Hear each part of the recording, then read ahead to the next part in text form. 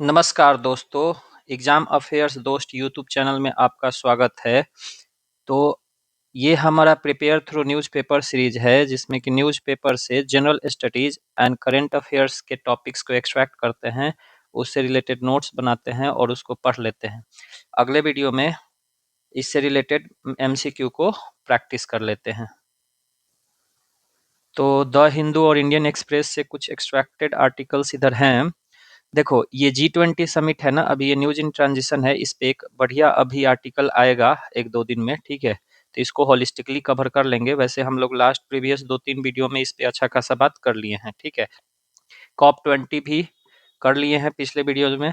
देखो, हमारी वीडियोस लगातार आ रही है और ये सब जो टॉपिक्स होती है उस पे हम लोग रोज रोज कुछ ना कुछ बात कर रहे हैं। अब इन सब पे बात कर लिए हैं पिछले वीडियोस में, ठीक है। तो आपसे मैं कहूंगा कि वो पीछे वाले भी वीडियोस को देख लीजिए, ठीक है।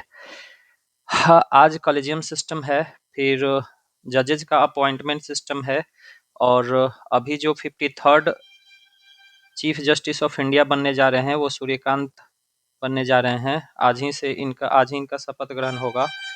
फिर ट्रिकल डाउन इफेक्ट की बात की गई है, ठीक है। ये सब हम लोग लास्ट 2-3 वीडियोज में बहुत अच्छे से कर लिए हैं। फिर इनर लाइन परमिट सिस्टम को करेंगे, फिर ये जीआरएपी सिस्टम को करेंगे, ठीक है। कुछ रिवर डिस्प्यूट्स हैं उसको देखेंगे, फिर मनरेगा को देखेंगे और ई केवाईसी नॉर्म्स की वजह से क्या क्या इशूज आ रही है वो देखेंगे। फिर देखो, 28 पॉइंट पीस प्लान है यूएसए का, उसको देखेंगे, ठीक है। तो ये G20 समिट जो हो रहा है वहाँ एक पार्टनरशिप इंडिया बनाया है, Australia Canada India technology and innovation partnership. तो इसको थोड़ा सा देख लेते हैं। तो ये जो ACITI पार्टनरशिप है, ये G20 20th G20 समिट जो जोहान्सबर्ग साउथ अफ्रीका में हो रहा है, या इनफैक्ट कल कंक्लूड हो गया, उसी में बना है, ठीक है। साइडलाइंस पे बना था। क्या करने के लिए? स्ट्रेंथन करने के लिए strategic tech collaboration among India, Australia and Canada. ये तीनों को याद रखना। फोकस एरिया क्या है? क्वांटम टेक है, एआई है, साइबर सिक्योरिटी है, क्लीन टेक है, डिजिटल पब्लिक इंफ्रास्ट्रक्चर है, क्रिटिकल मिनरल्स है, स्पेस टेक्नोलॉजी है, ठीक है। बाद बाकी ठीक है। इसमें technology transfer, capacity building and joint innovation की बात है। अब देखो, कॉलेजियम सिस्टम, जो जुडिशियल अपॉइंटमेंट्स के लिए कॉलेजियम सिस्टम बनते हैं, इसको हम लोग देख लेते हैं क्योंकि ये जीएस से डायरेक्टली रिलेटेड है हमारा, ठीक है, जनरल स्टडीज से। तो इस कॉलेजियम सिस्टम का रूट कहाँ है? तो आर्टिकल 124 एंड 217 में। देखो, इसमें 124 में सुप्रीम कोर्ट की बात चलती है, सुप्रीम कोर्ट में जजेज का अपॉइंटमेंट कैसे होगा, इसमें हाई कोर्ट की बात चलती है, ठीक है। कॉलेजियम सिस्टम सुप्रीम कोर्ट में कितने होते हैं? तो चीफ जस्टिस ऑफ इंडिया होते हैं और 4 सीनियर मोस्ट जजेज होते हैं, और ये रिकमेंड करते हैं सुप्रीम कोर्ट के जजेस के अपॉइंटमेंट एंड ट्रांसफर का। हाई कोर्ट में chief justice of high court होते हैं और 2 सीनियर मोस्ट जजेज होते हैं, और ये रिकमेंड करते हैं। अब ये रिकमेंडेशन किसको देते हैं? प्रेसिडेंट को देते हैं, ठीक है। और प्रेसिडेंट बाइंडिंग होते हैं, ये बाइंडिंग होता है उनपे कि जिसका ये कॉलेजियम सिस्टम नाम रिकमेंडेशन में दे देगा उसको अपॉइंट कर देना है, ठीक है। अब देखो, ये कॉलेजियम सिस्टम हमेशा से नहीं था, ठीक है, इसका इवोल्यूशन हुआ है, ठीक है। तो इवोल्यूशन कैसे कैसे हुआ है? तो देखो, 1981 तक एग्जीक्यूटिव की प्राइमेसी चलती थी, मतलब कि प्रेसिडेंट अपॉइंट करते थे। अब चूंकि प्रेसिडेंट के आर्टिकल्स को आप देखोगे तो क्लियर लिखा हुआ है कि president will work on the aid and advice of council of ministers. और जो गवर्नमेंट, मतलब लेजिस्लेचर से चुन के जाते हैं, जो एग्जीक्यूटिव गवर्नमेंट होते हैं, वो बेसिकली किसी पर्टिकुलर पॉलिटिकल पार्टी से बिलोंग करते हैं, ठीक है। तो पॉलिटिकल इंटरेस्ट में डिसीजन लेते हैं। तो मतलब प्रेसिडेंट जब करते थे तो एग्जीक्यूटिव का डोमिनेंस होता था जुडिशियरी में, ठीक है। तो इसमें जो कंसल्टेशन एक वर्ड लिखा हुआ था कॉन्स्टिट्यूशन में कि प्रेसिडेंट कंसल्ट करेंगे चीफ जस्टिस ऑफ इंडिया से, ठीक है, या फिर जजेज से, वो कंकरेंस नहीं था, मतलब बाइंडिंग एक तरीके का नहीं था, ठीक है। अब जब सेकेंड जज केस आया 1993 में, तो इसमें कॉलेजियम एस्टेब्लिश हुआ, ठीक है, और इसमें कंकरेंस को थोड़ा सा बाइंडिंग करने की बात करी गई। थर्ड जज केस जो आया, तो देखो, क्वेश्चन एग्जाम में पूछता है कि collegium system was established in which जज केस? तो सेकेंड जज केस 1993 में, ठीक है। थर्ड जज केस में कोलेजियम का एक्सपैंड हुआ, सीजेआई प्लस 4 जजेज को रखा गया, ठीक है। फिर एक एनजेएसी केस 2015 में आया था, इसको फोर्थ जज केस कहते हैं, वो स्ट्रक डाउन कर दिया था वायलेटिंग जुडिशियल इंटरप्रेटेंस। इसमें basically national judicial appointment committee आई थी जो कि पार्लियामेंट लेके आया था, ठीक है। तो इसको नल एंड वॉइड डिक्लेयर कर दिए थे सुप्रीम कोर्ट ने, ये कहते हुए कि ये सेपरेशन ऑफ पावर के खिलाफ है, ठीक है।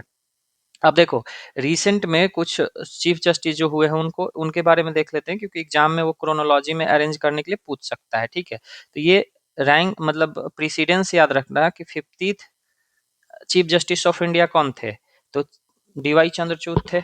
इनका कार्यकाल 9 नवंबर 2022 से लेकर 10 नवंबर 2024 तक रहा था, ठीक है। फिर 91 नंबर के आए थे, 51st आए थे कौन, संजीव खन्ना, ये 13 मई 2025 तक रहे थे। फिर 52nd नंबर पे आए थे बी आर गवई, ठीक है, इनका कल 23 नवंबर को खत्म हो गया, ठीक है। और 53rd पे थे, फिर 53rd पे हैं सूर्यकांत, जो आज ये ओथ लेंगे, ठीक है, और अप्रॉक्स फरवरी 2027 तक रहेंगे, ठीक है। देखो इसमें रिटायरमेंट का है ना कि 5 years या 65 years, ठीक है, विच वन इज अर्लियर।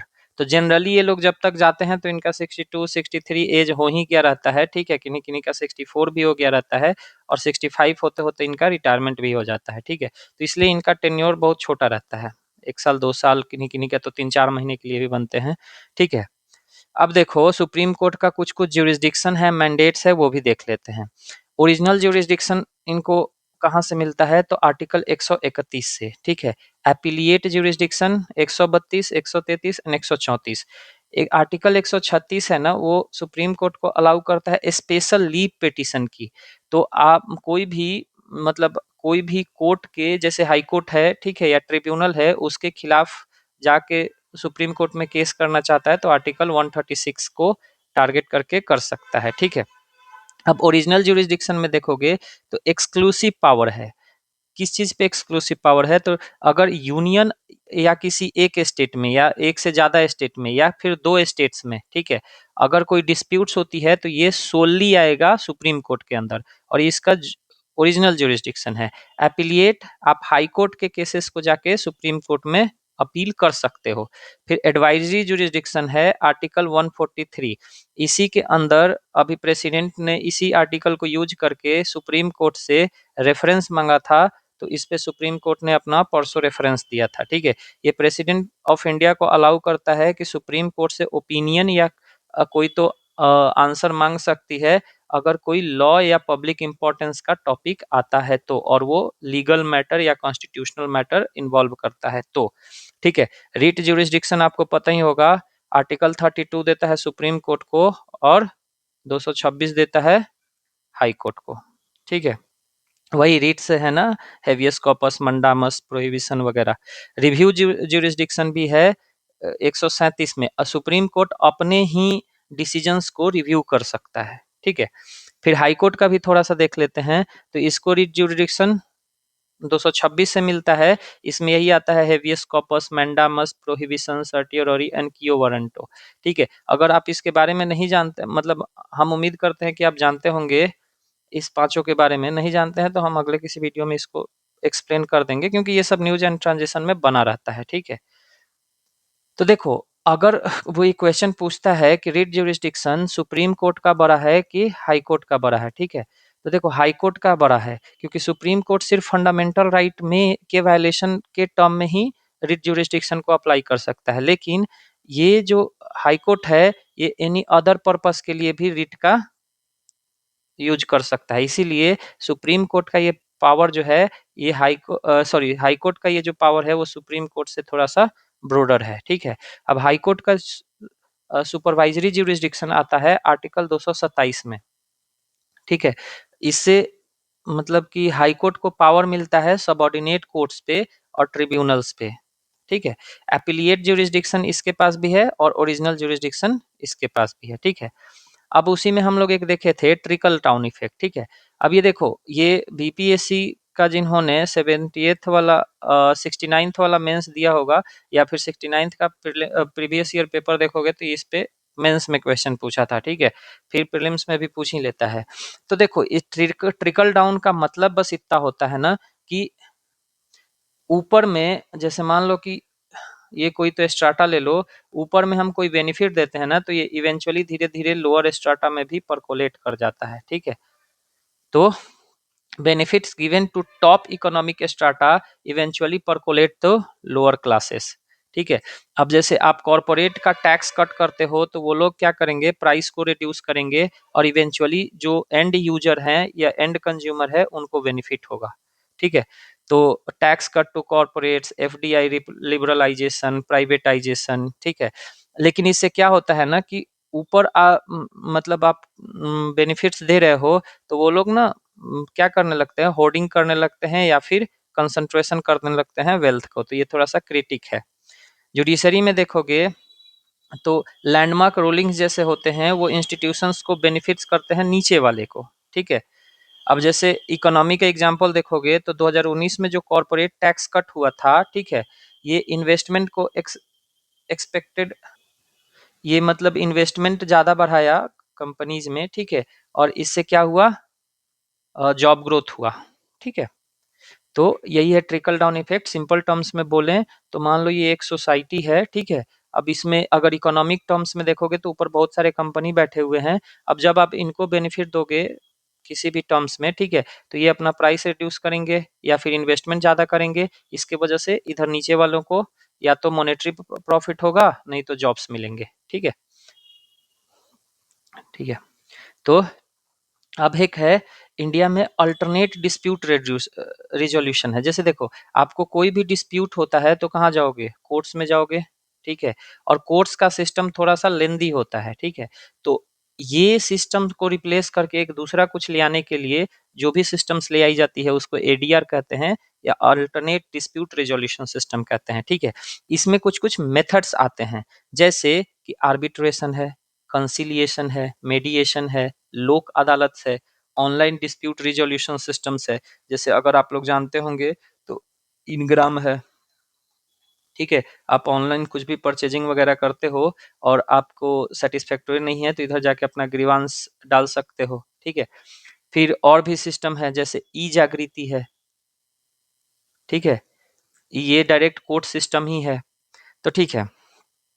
अब ये एडीआर को कॉन्स्टिट्यूशनल प्रोविजंस भी प्राप्त है जैसे कि article 39A justice and legal aid की बात करता है, ठीक है। ऑल्दो ये डायरेक्टिव प्रिंसिपल्स के अंदर आता है लेकिन इसके थ्रू आपको जस्टिस एंड लीगल एड देना पड़ता है।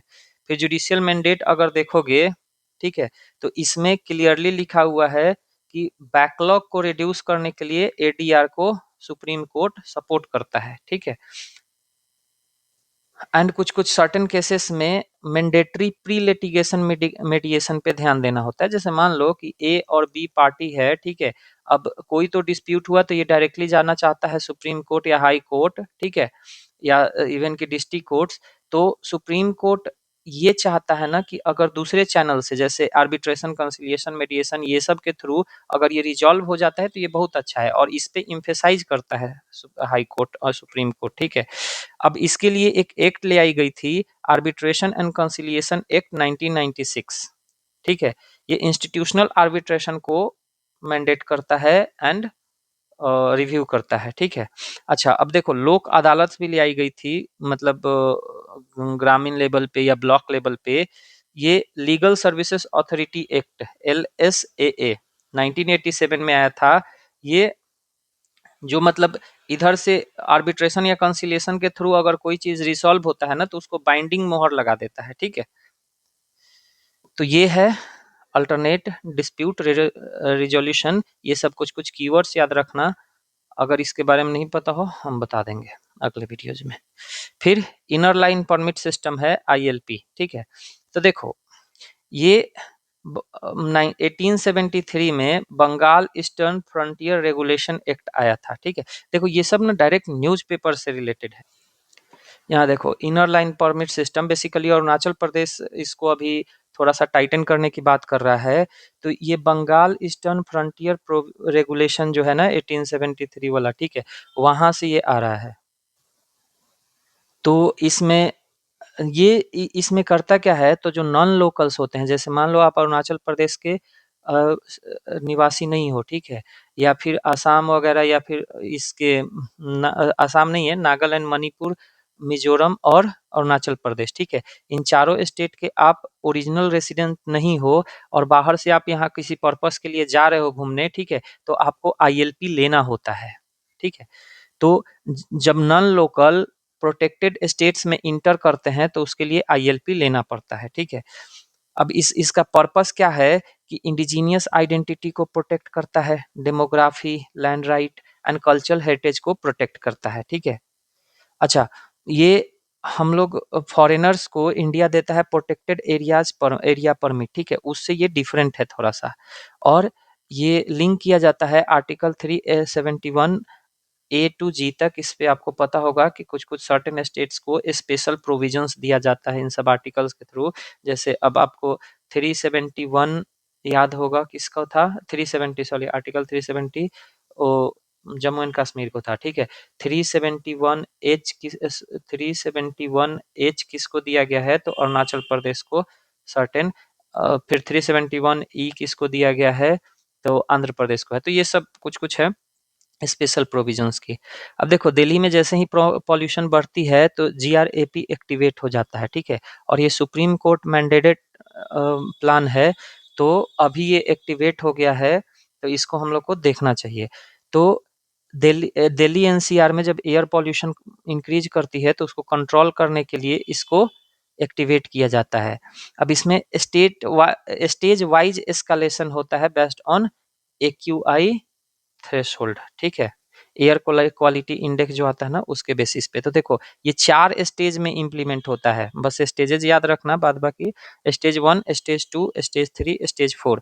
जब एक्यूआई 200 से 300 रहता है, 201 से 300 तक, मतलब मॉडरेट टू पुअर, तब इसको स्टेज 1 लागू किया जाता है, ठीक है। इसमें क्या-क्या होता है कि ओपन वेस्ट बर्निंग पे बैन लगा दिया जाता है, डस्ट कंट्रोल किया जाता है एंड मैकेनाइज्ड स्वीपिंग किया जाता है, ठीक है।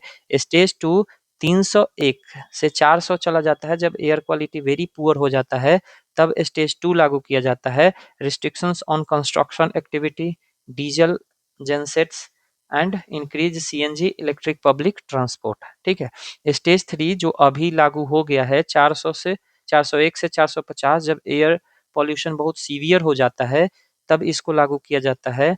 ये बैन करता है नॉन इसेंशियल कंस्ट्रक्शन पे, ब्रिक्स किल्न्स पे, स्टोन क्रशर्स पे एंड कमर्शियल व्हीकल्स पे, ठीक है।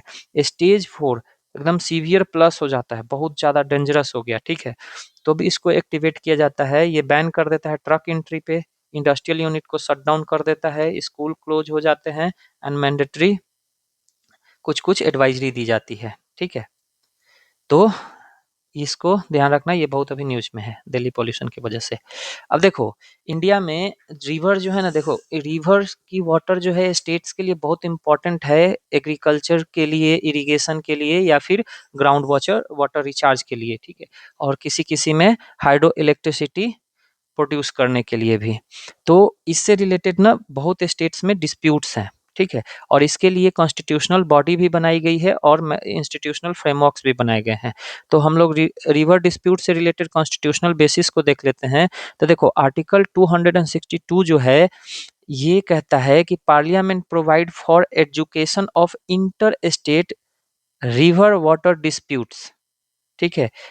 और इसमें जब ऐसा होता है ना कि इंटर वाटर रिवर डिस्प्यूट्स होता है इंटर स्टेट, तो उस पे supreme court and high court का ज्यूरिसडिक्शन खत्म हो जाता है, ठीक है, वो पार्लियामेंट में सोल्ली आ जाता है।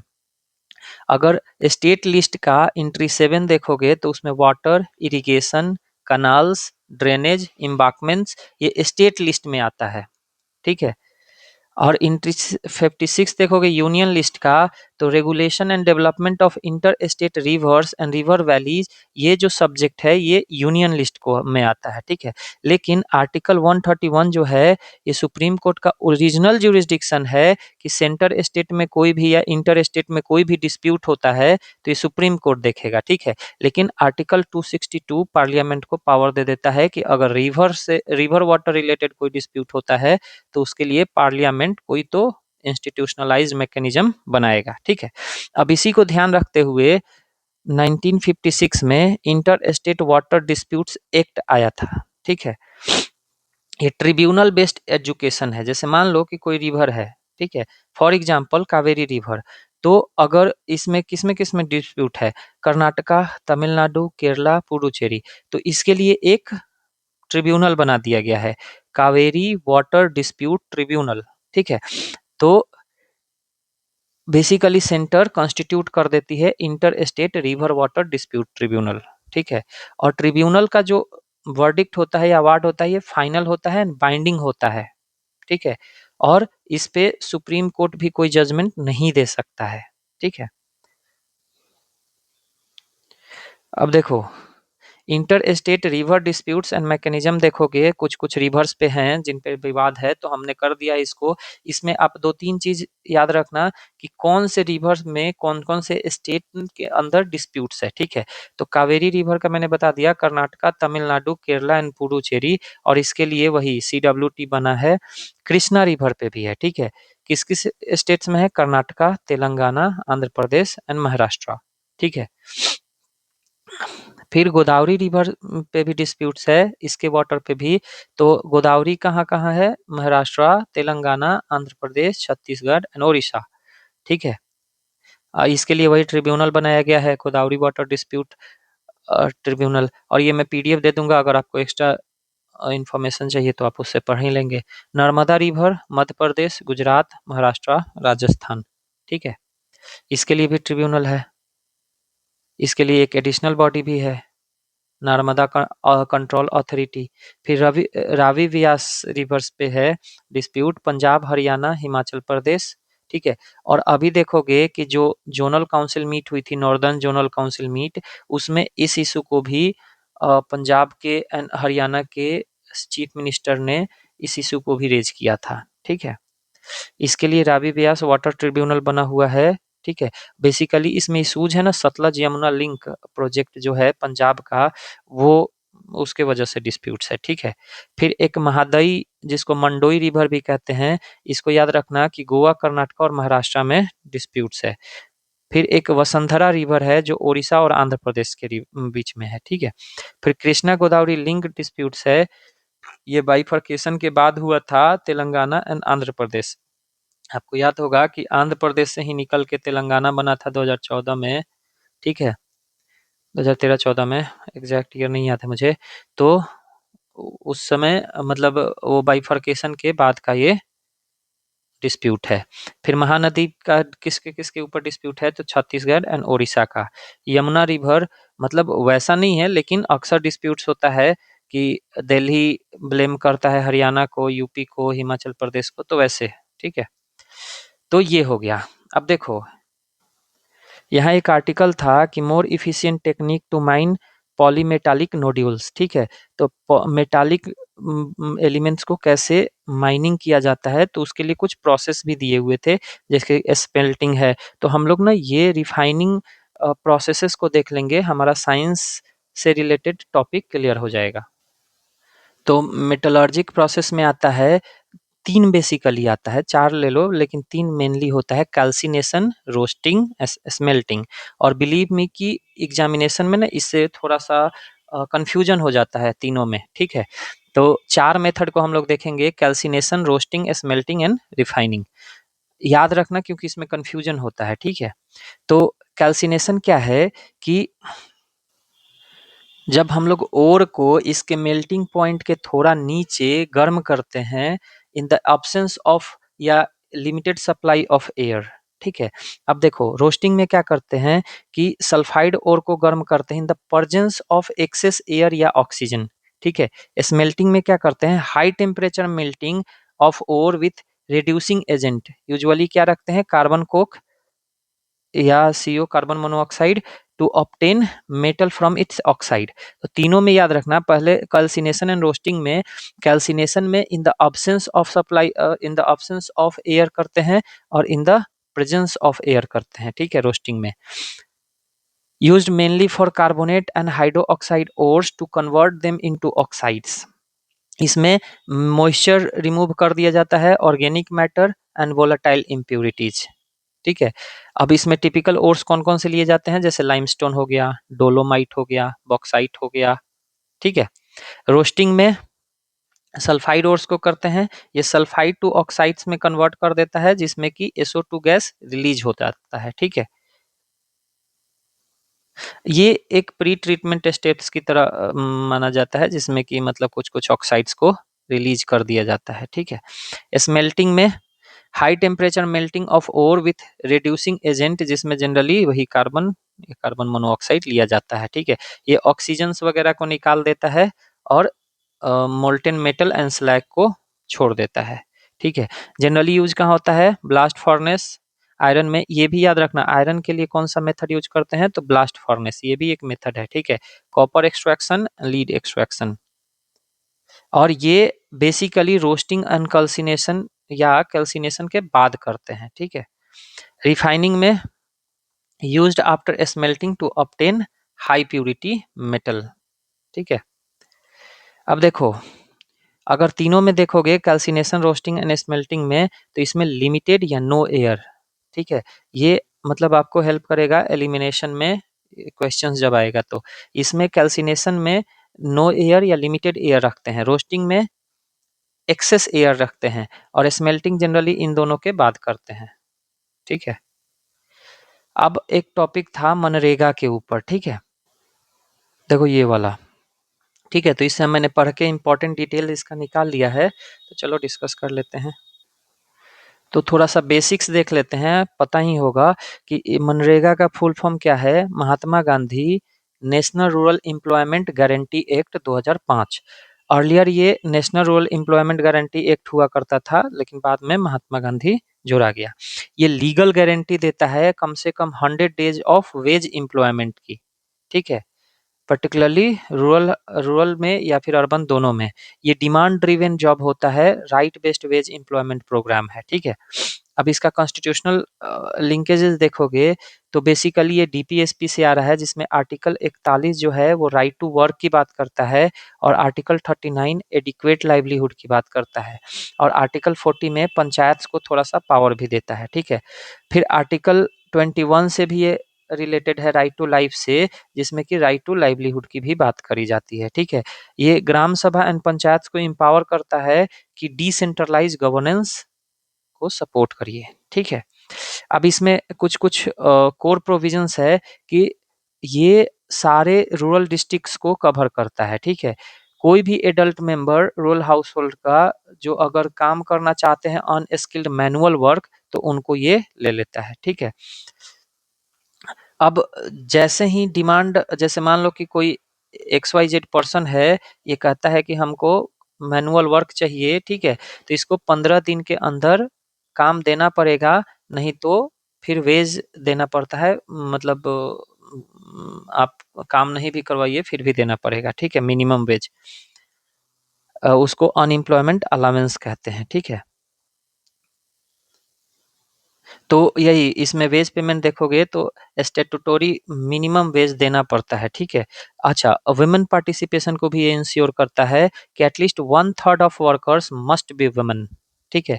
अच्छा, 60:40 का रेशियो रहता है वेजेज एंड मटेरियल्स का, कि जैसे मान लो कि बहुत सारा काम होता है ना, जिसमें से कुछ मटेरियल्स भी निकलता है, जैसे किसी नहर की सफाई हो रही है, ठीक है। तो यहाँ से बहुत सारे पेड़ पौधा निकले, सूखे, और वो जलावन के या फिर घर बनाने के काम आ सकता है। तो बहुत सारे वर्कर्स होते हैं जो कहते हैं कि हमको ये मटेरियल दे ही दीजिए, ठीक है। तो इसको 100% नहीं दिया जा सकता है वेज के बराबर, ठीक है। आपको कम से कम 60% वेज देना पड़ेगा, एंड 40% वेज के बदले में आप ये सब मटेरियल दे सकते हैं, ठीक है। तो ये है, तो वही सब है। परमिसेबल वर्क्स देखोगे क्या क्या है, वाटर कंजर्वेशन, ड्राउट प्रूफिंग, फिर rural connectivity, land development, common assets वगैरह। तो इसको हम लोग गाँव में गड्ढा खोदो योजना भी कहते हैं, ठीक है? क्योंकि जनरली देखोगे ना तो इन लोग से वही काम कराया जाता है, ये नहर साफ कराओ, ये पोखर साफ कराओ, यहाँ गड्ढा खोदो, वहाँ गड्ढा खोदो, तो ये ठीक है। तो ठीक है, इसका ट्रांसपेरेंसी एंड अकाउंटेबिलिटी के लिए सोशल ऑडिट वगैरह भी होता है। आज का जो न्यूज़ था ना उसमें मेनली 2-3 चीज़ों पे बात की गई थी, टेक्नोलॉजी एंड पेमेंट सिस्टम पे। वैसे इसका इंस्टीट्यूशनल स्ट्रक्चर देखोगे तो नोडल मिनिस्ट्री कौन है? मिनिस्ट्री ऑफ रूरल डेवलपमेंट, ठीक है, सेंट्रल गवर्नमेंट वाला। और स्टेट में भी स्टेट एम्प्लॉयमेंट गारंटी काउंसिल बनी हुई है and state governments for implementation इसके लिए, ठीक है। और डिस्ट्रिक्ट प्रोग्राम कोऑर्डिनेटर होते हैं प्रोग्राम ऑफिसर्स ब्लॉक लेवल पे। ग्राम पंचायत पे ग्राम पंचायत एनुअल लेबर बजट बनाता है, ठीक है, जिसमें कि आइडेंटिफाई करता है वो काम को, रजिस्टर करता है वर्कर्स को एंड जॉब कार्ड्स इशूज करता है, ठीक है। लेकिन दिक्कत यहीं आ रही थी, ठीक है। गांव लेवल पे जो लेट से कि हेडमैन होते हैं, मुखिया होते हैं ना, वो पैसे वैसे लेके किसी का भी बना देते थे भोगस टाइप का, ठीक है। पर्सन एग्जिस्ट भी नहीं करता है, उसका जॉब कार्ड भी बना हुआ है, वो मनरेगा में आ भी रहा है, काम भी कर रहा है, ठीक है। तो इसके लिए ये मिनिस्ट्री ऑफ रूरल डेवलपमेंट ने क्या किया कि इसको ई-केवाईसी कंपलसरी करवाया, ठीक है। और जियो टैग्ड फोटो खींच के अपलोड करने की बात करी गई, ठीक है। और दिक्कत यहीं से आ रहा है, क्योंकि बहुत लोगों का होता क्या है कि जॉब कार्ड पे नाम कुछ और है, जैसे नाम है लेट से कि कुछ भी नाम ले लो ना, जैसे कमलेश नाम है, ठीक है, कमलेश्वर, ठीक है। अब देखो उसमें क्या होगा ना कि किसी किसी में ये कमलेश कमलेश ये एस एच ना देके वो ऐसे कर दिया गया है, ठीक है। तो अब इसके वजह से ना मिसमैच हो जाता है, ठीक है। तो वो जो मैकेनिज्म है वो उसको लेता नहीं है, तो फिर जियो टैग फोटोज वगैरह में या फिर ऐसे ऑनलाइन वेरिफिकेशन में इशू आने लगता है। तो यही सब एड्रेस इशूज थे, ठीक है। तो अब इसको देखोगे कैसे टेक्नोलॉजी एंड पेमेंट सिस्टम इसमें काम कर रही है। तो इलेक्ट्रॉनिक फंड मैनेजमेंट सिस्टम है for direct transfer of wages into the bank या पोस्ट ऑफिस अकाउंट्स वर्कर्स के, ठीक है। और आधार बेस्ड पेमेंट सिस्टम को मतलब इसमें ज्यादा प्रमोट की जा रही है। और इसको मॉनिटर करने के लिए एक ऐप बनाई गई है जिसका नाम है national mobile monitoring system, NMMS, ठीक है, real time attendance and geo tagging of works के लिए। आधार सीडिंग को ये पुश करता है जॉब कार्ड्स में एंड वर्क रिकॉर्ड्स में। रिसेंट में इशूज क्या हुए हैं कि आधार बेस्ड KYC और मनरेगा जॉब कार्ड वेरिफिकेशन के रिन्यूअल में इशू आ रहा है, ठीक है। मतलब गवर्नमेंट डिसीजन लिया था तो उसमें इशू आ रहा है। अब इसमें ई-KYC देखोगे ना तो फेशियल वेरिफिकेशन को यूज करता है ये NMMS ऐप के थ्रू, ठीक है।